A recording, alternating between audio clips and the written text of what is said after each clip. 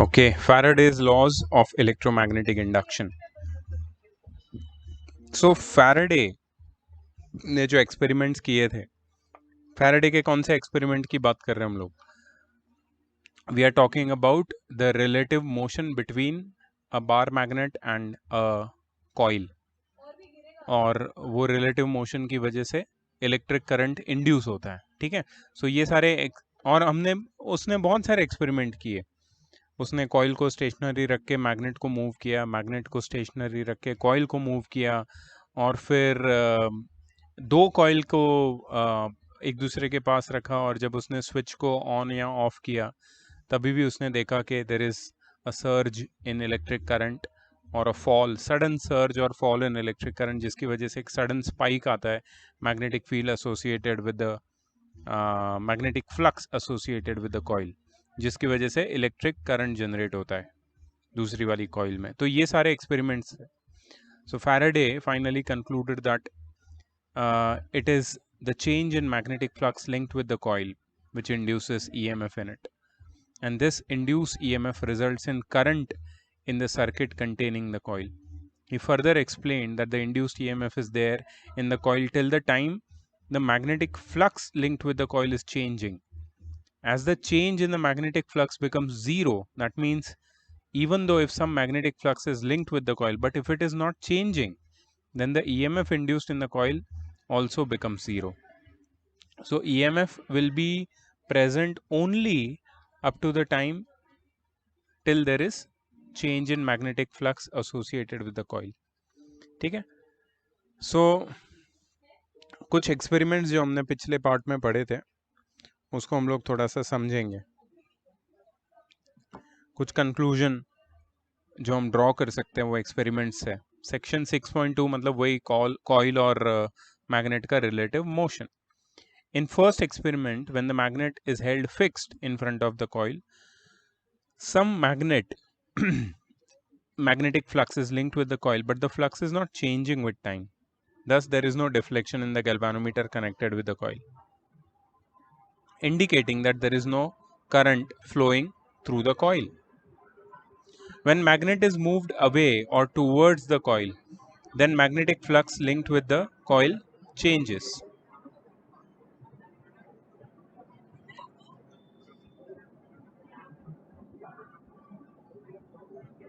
एक minute.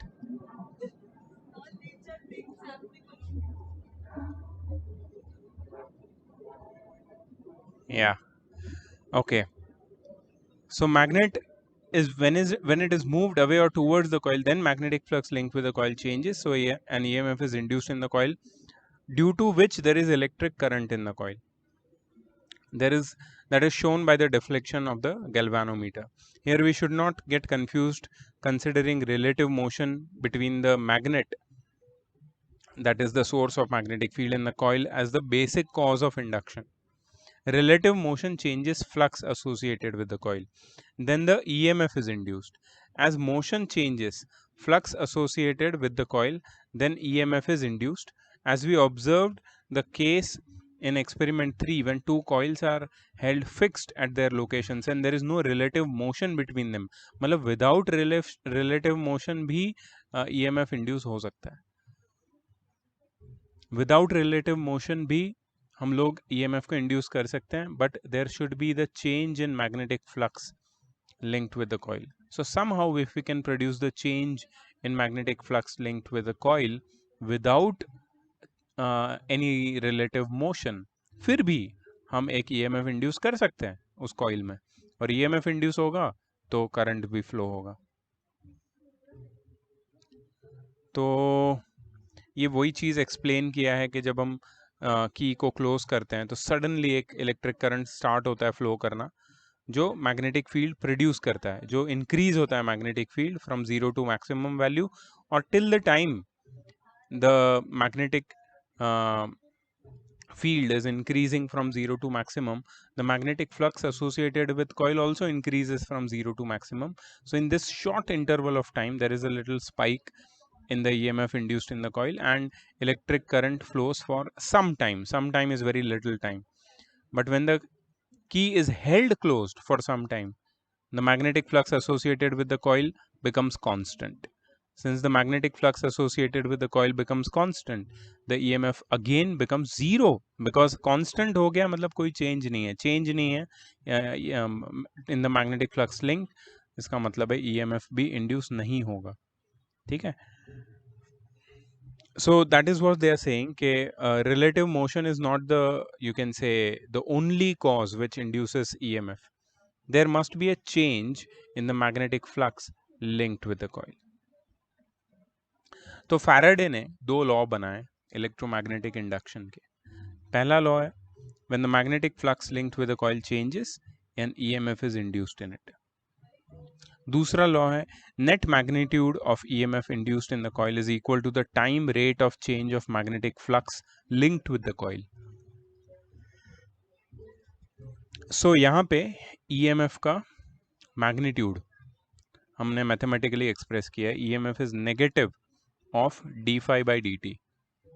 That is, EMF induced is equal to the negative rate of change of the flux, negative rate of change of the flux associated with the coil. Negative rate of change of flux associated with the coil. मतलब अगर d phi by dt को negative करेंगे तो हमें EMF मिल जाएगा. So that is the magnitude of EMF induced. ठीक है. सो magnetic flux linked with the coil को चेंज करोगे, EMF इंड्यूस होगा और उसकी वैल्यू होगी minus D phi by D T. अच्छा, अगर कॉइल में n टर्न्स है तो यहाँ पे हमें n मल्टीप्लाई करना पड़ेगा. सो EMF will become minus N D phi by D T. ठीक है. हमने क्या किया, सारे टर्न्स को मल्टीप्लाई कर दिया by the EMF induced in each turn.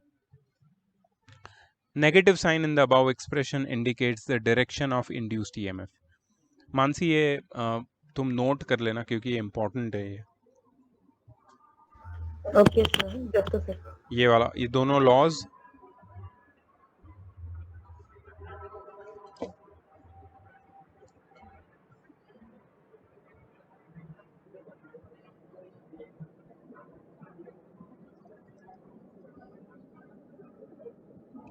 Fighter jets, air force fighter बहुत ऊपर है, वेरी हाई, यहां से दिख रहा था.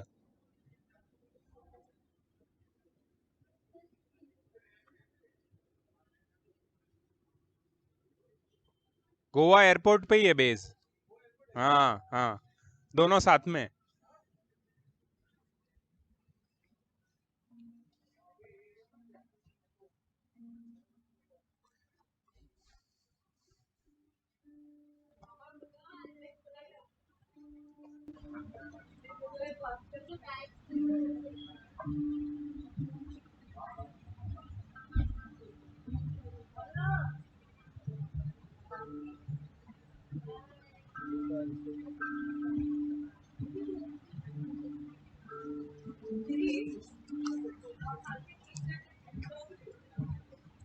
नोट किया मानसी? लिख रहा हूँ. Okay okay. दोनों लॉज और ये जो फॉर्मूला है वो, और नेगेटिव साइन क्यों है उसका meaning. Direction of induced EMF will be always opposite to the direction of change of magnetic flux.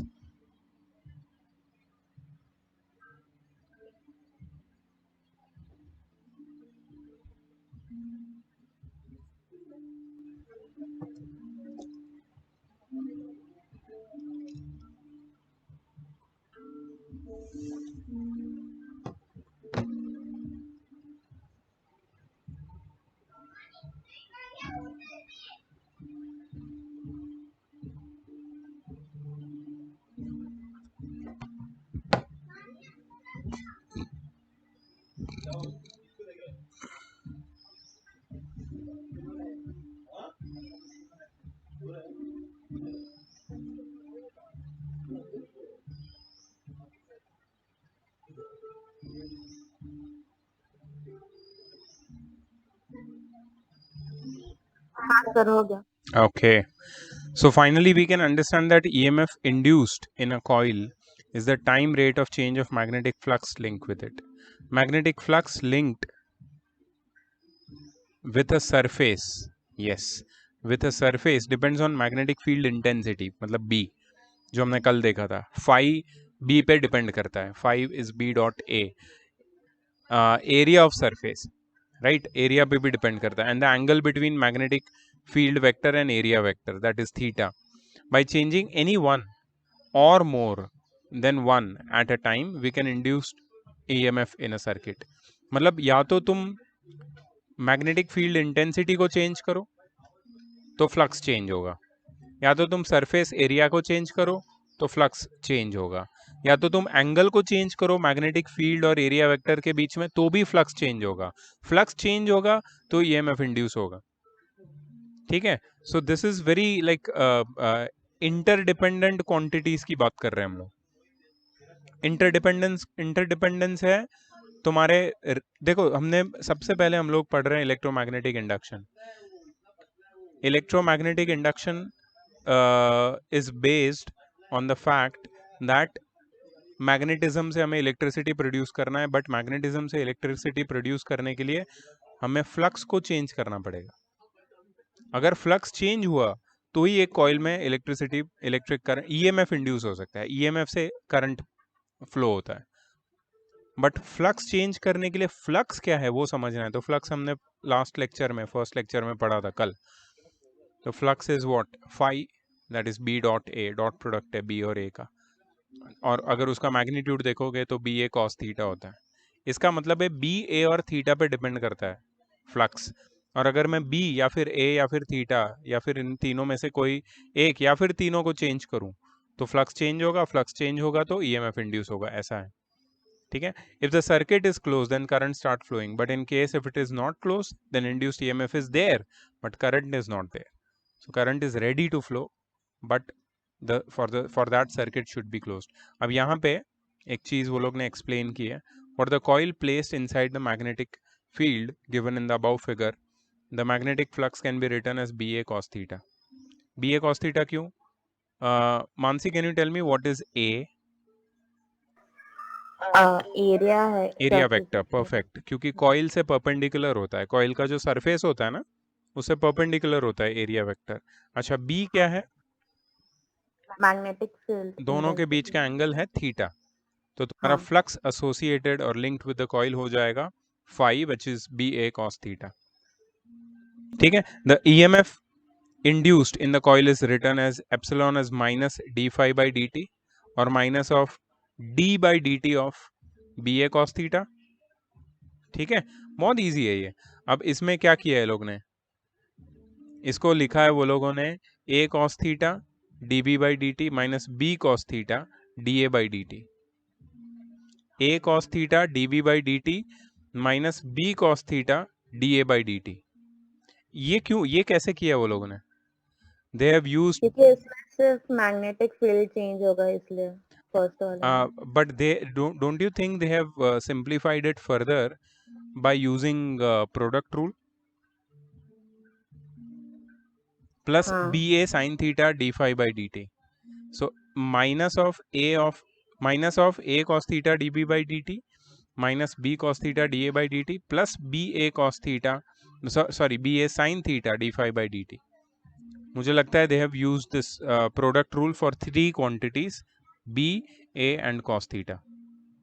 B को पहले डिफरेंशिएट किया, फिर A को डिफरेंशिएट किया, फिर cos थीटा को डिफरेंशिएट किया, माइनस की साइन प्लस हो जाती है लास्ट वाले टर्म में. प्रोडक्ट रूल यूज किया है वो लोगों ने. From the above expression we can conclude that EMF in the coil can be induced by changing any one or any combination of the following: magnetic field or area enclosed by the coil and the angle between magnetic field intensity and the area vector A. तीनों में से किसी एक को change करोगे तो तुम्हारा EMF induce होगा ही होगा, ठीक है. चलो अब आते हैं लेंज लॉ पे. Lenz law and conservation of energy. German scientist था एक, Heinrich Friedrich Lenz. Heinrich Friedrich Lenz ने एक रूल बनाया था 1834 में to find the polarity of induced EMF. It is based on the concept of conservation of energy. तो Lenz ने क्या बोला The EMF induced in a circuit has a polarity in such a manner that it tends to produce a current that may oppose the change in the magnetic flux, which is actually the cause of induced EMF. मतलब the EMF induced the EMF is induced in such a way that it opposes the very cause which produces it. EMF ऐसे इस direction में produce होता है कि वो अपनी ही cause को अपोज करता है. तो EMF बनने की या EMF प्रोड्यूस होने की कॉज क्या है? EMF कैसे बनता है? EMF बनता है the change in magnetic flux linked with the coil के वजह से. और ये जो EMF इंड्यूस होता है वही इस फ्लक्स को चेंज नहीं करने देगा. The EMF induced will not allow or not let the flux change. It will not allow the flux change. तो EMF को अगर continuously induce होते रहना है तो इसका मतलब है फ्लक्स को continuously change होते रहना पड़ेगा. और for doing that we have to do some extra work against the you can say tendency of the flux which doesn't want to change itself. ठीक है, तो उसके अगेंस्ट हमें वर्क डन करना पड़ेगा. तो जो भी एक्सटर्नल वर्क डन हम लोग कर रहे हैं, whatever external work done we are doing, वो क्या हो रहा है पता है? That energy is utilized in that induced EMF. That energy is utilized in induced EMF. ठीक है. So on changing magnetic flux associated with the circuit and EMF is induced in it. If the circuit is closed, electric current starts flowing in it. We know that flow of current means that electric energy is transferred to the circuit. Now, where is this energy coming from? This question can be answered by Lenz's law. If some external factor is causing the magnetic flux to change with time, then induced EMF is such that it opposes the cause that producing it. मतलब current अपने आप तो हवा से नहीं generate हो रहा है, कोई तो एनर्जी हम दे रहे हैं, तब जाके वो एनर्जी कन्वर्ट होके इलेक्ट्रिक करंट या EMF में कन्वर्ट हो रही है. तो कैसे? So one needs to invest energy in order to maintain the cause of change in magnetic flux. मतलब तुम्हें मैग्नेटिक फ्लक्स चेंज करने के लिए कंटिन्यूसली एनर्जी सप्लाई करनी पड़ेगी. ठीक है, जैसे तुम मैग्नेट को मूव कर रहे हो to and fro around a coil और नियर अ कॉइल, तो जब तुम उसको कॉइल के पास लेके जाते हो, you have to do it overcoming the force of repulsion. जब तुम मैग्नेट को दूर लेके जाते हो, you have to do it overcoming the force of attraction. तो ये फोर्स ऑफ अट्रैक्शन और रिपल्शन कहाँ से आया, ये हमें समझना है. ठीक है, तो मैं तुम्हें एक डायग्राम से समझाता हूँ और फिर हम लोग थोड़ा सा जो ये लोग बता रहे हैं हम लोग ये देखेंगे. ठीक है, first let us understand one diagram which I want to draw and show it to you.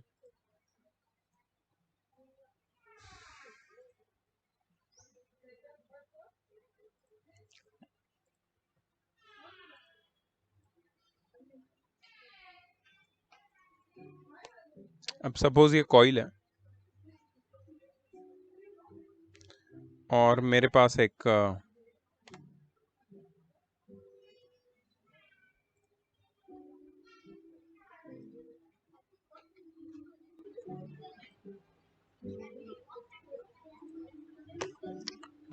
Bar magnet है जिसका ये नॉर्थ पोल है और ये साउथ पोल है.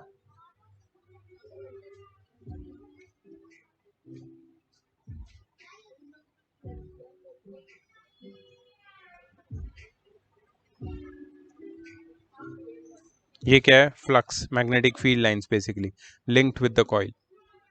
ठीक है, अब मैं इसको जब यहां पे लेके जाऊंगा ना, मैग्नेट को मूव करूंगा, तो क्या होगा?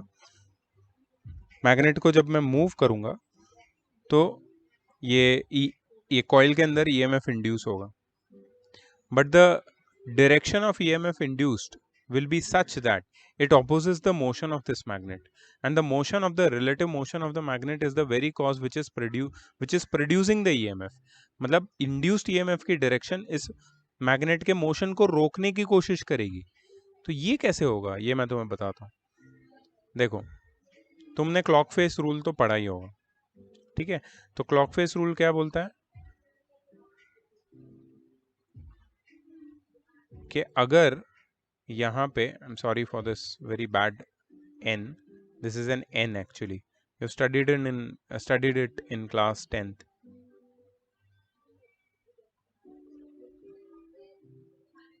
Yes, this is better. ठीक है.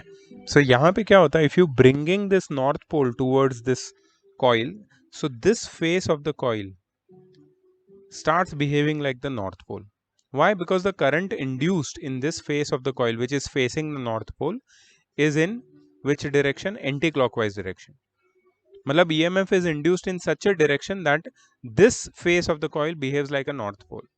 Now what you do is you try to bring this north pole near the or against this face of the coil. But this north pole and this north pole will repel each other. There will be a repulsion. But against the repulsion you will push the bar magnet towards the coil. तो इससे क्या होता है कि you are supplying that extra energy to overcome the force of repulsion and to get the bar magnet towards the coil. You are just trying to push this magnet against the force of repulsion towards the coil. तो ये जो तुम extra energy supply कर रहे हो ना, ये extra energy store हो जाती है, मतलब कंजर्व हो जाती है तुम बोल सकते हो, और ईएमएफ में कन्वर्ट हो जाती है. So energy invested bye you, supplied by you in overcoming the force of you can say repulsion, it gets converted into EMF, electromotive force. ठीक है. So this is how it works. अच्छा, इसका उल्टा भी true है. I will show you one more thing. Mansi, did you follow that? Yes, sir.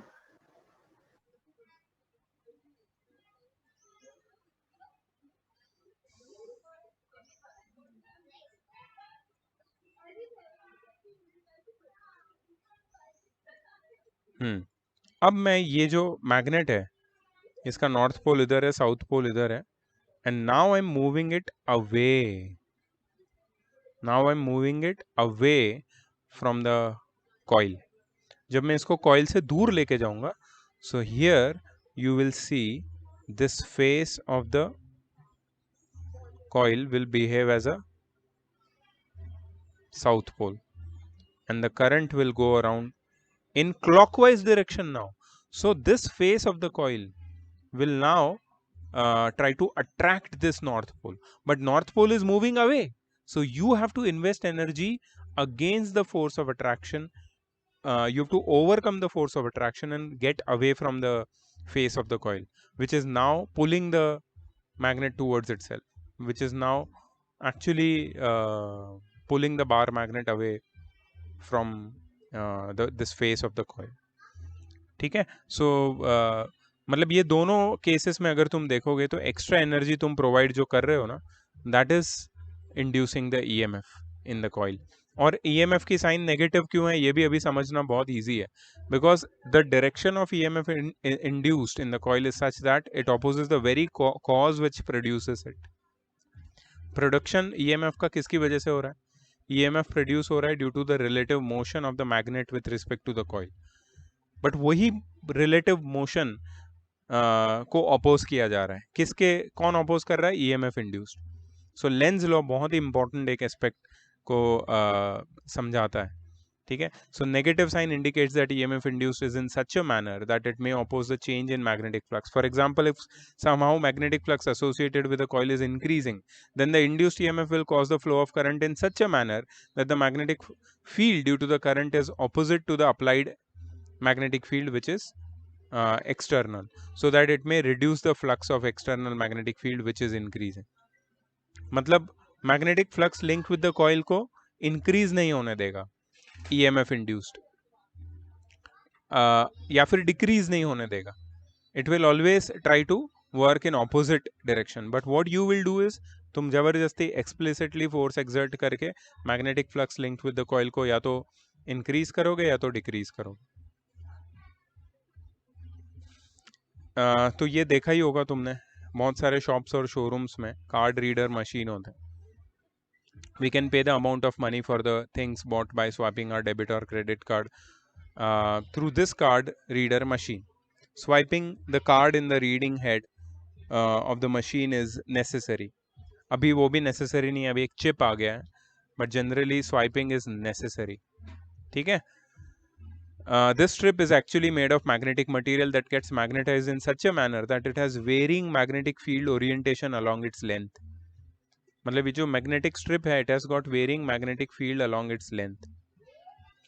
As the card is swiped because of differently oriented magnetic fields of the strip, the magnetic flux through the pickup coil inside the machine is changed and EMF is induced in it, and consequently current starts flowing through it.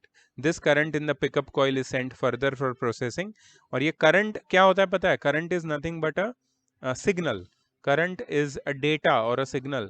उसमें एक certain value होती है, और मतलब इतना छोटे fluctuations होते हैं उस करंट में, और वो जो रिसीवर है ना, it tries to, you can से,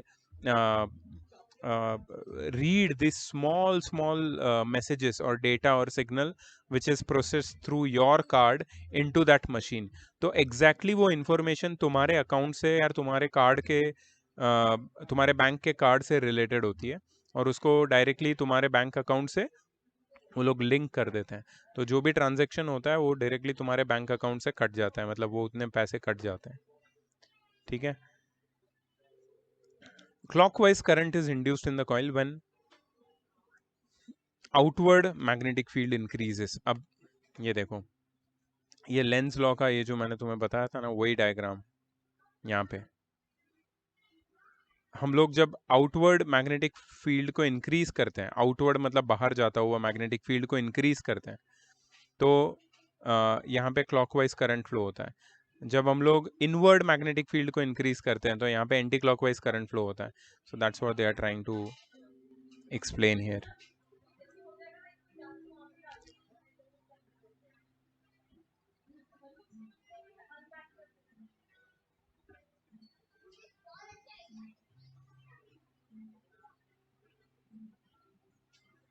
ठीक है, ये ऑलरेडी मैंने एक्सप्लेन किया है पहले वाली फिगर में.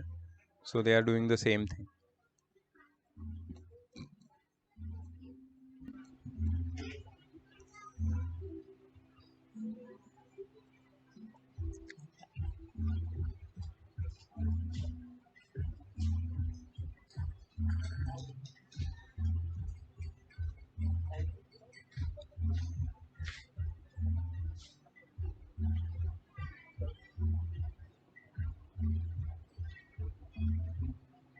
ठीक है, इसके कुछ न्यूमेरिकल्स हैं, लेट्स ट्राई देम, क्योंकि अभी हमारे पास फॉर्मूला भी आ गया है.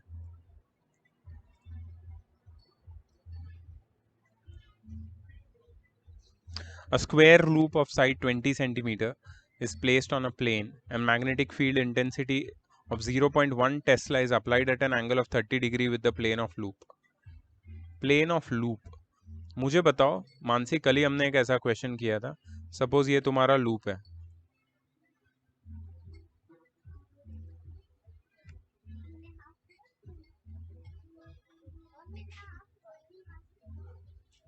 तो ये तुम्हारा लूप है.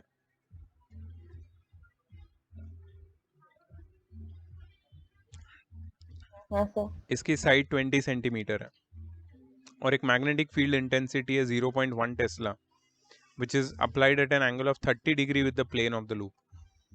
मुझे बताओ, अगर मैग्नेटिक फील्ड इंटेंसिटी और प्लेन ऑफ द लूप के बीच में 30 डिग्री का एंगल है, तो एरिया वेक्टर और मैग्नेटिक फील्ड के बीच में कितना वेक्टर कितना एंगल होगा?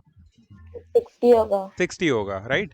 क्योंकि area vector is perpendicular to the plane and magnetic field is 30 degree with the plane, तो एरिया वेक्टर और फील्ड के बीच में 60 डिग्री होगा.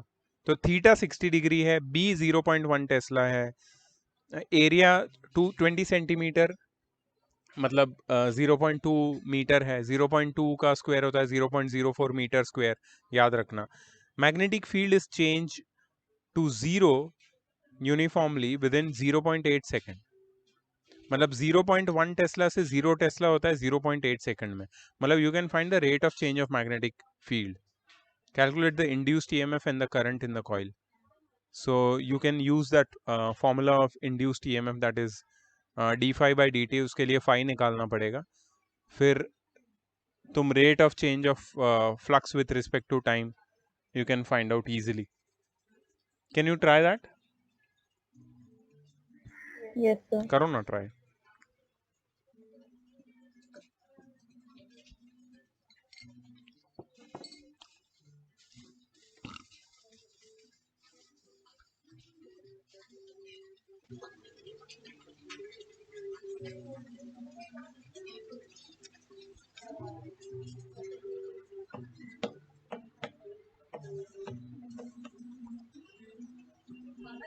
नहीं क्या है ये?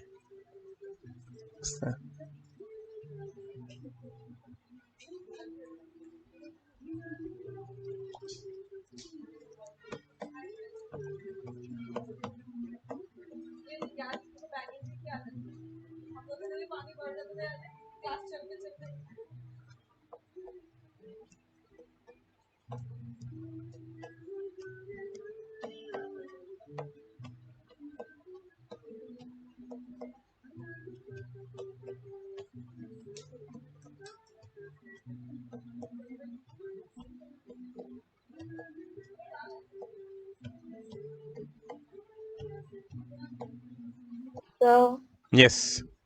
तो पहले 5 का B 0.1 होगा वो फाइंड करना पड़ेगा ना. एग्जैक्टली.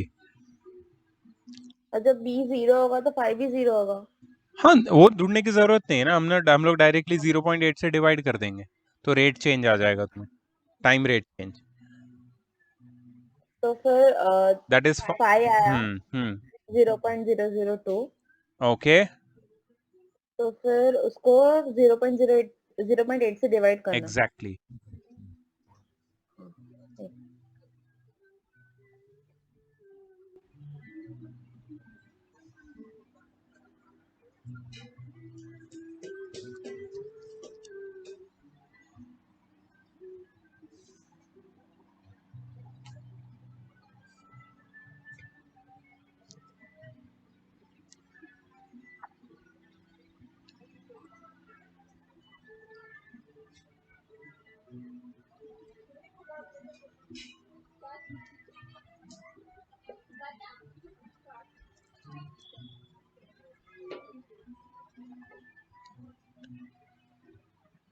किया चेक करें. 0.0025 है शायद. वो लोगों को 20 इंटू 10⁻⁻⁴ आ रहा है, मतलब 0.002 आ रहा है उनको. हाँ वही है. तेरे को भी आया ना ये? हाँ उन लोग ने डिवाइड किया 0.8 से 2.5 इंटू 10⁻³ आ रहा है. तेरे को आ रहा है? मेरे को 0.0025 मतलब वही हुआ. हाँ वही आ रहा है. और करंट हाँ. इंड्यूस्ड हमें ढूंढना था. Induced EMF and current. Induced EMF तो आ गया. Current induced will be E by R. ये कैपिटल आर क्या है? 0.5 क्या है? दिया हुआ है क्या कुछ?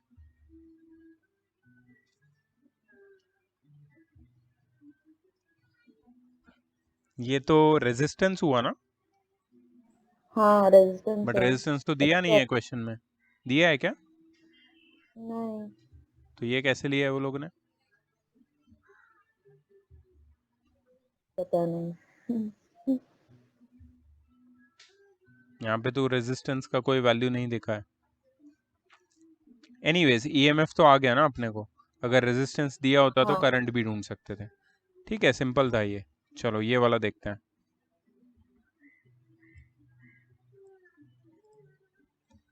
A circular coil of radius 20 centimeter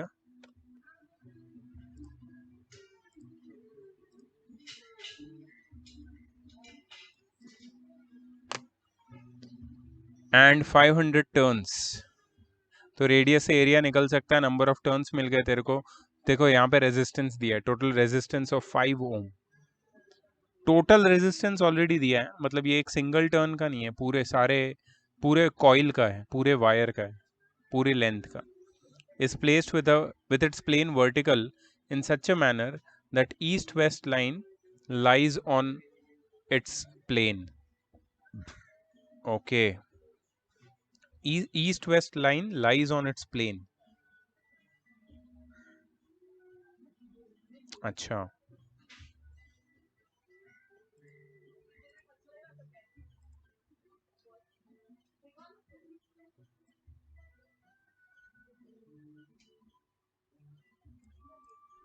ठीक है, so this is the coil, this is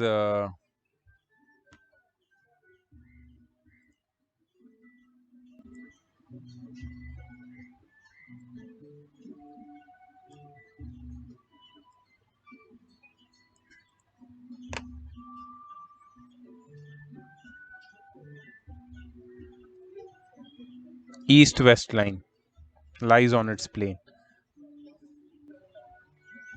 Horizontal component of Earth's magnetic field is 30 microtesla. Fuck.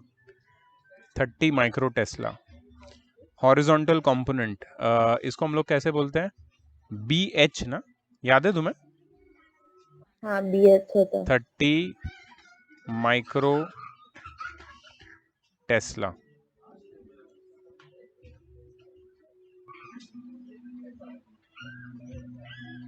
Coil is rotated along its vertical diameter by an angle of 180 degree in 0.5 seconds. Coil is rotated along its vertical diameter. Vertical diameter कहीं यहां से पास होगा,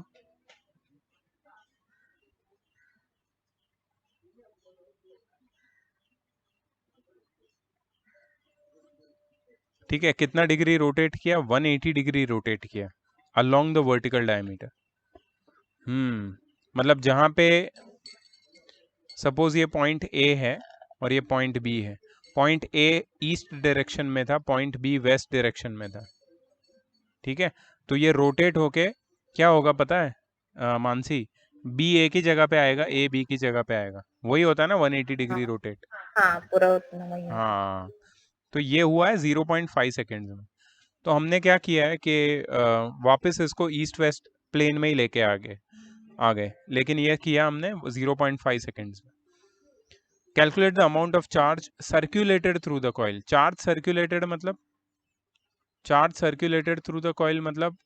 amount of Current. Current. Yes, I think current ही होगा वो. आई ढूंढना है अपने को. ऑलराइट, सो यहाँ पे जो horizontal component of earth's magnetic field है, इसका कोई इम्प्लीकेशन या कुछ यूज है? उससे B फाइंड करना पड़ेगा तभी फ्लक्स मिलेगा। ओके, तो बी एच का फॉर्मूला याद है तुम्हें?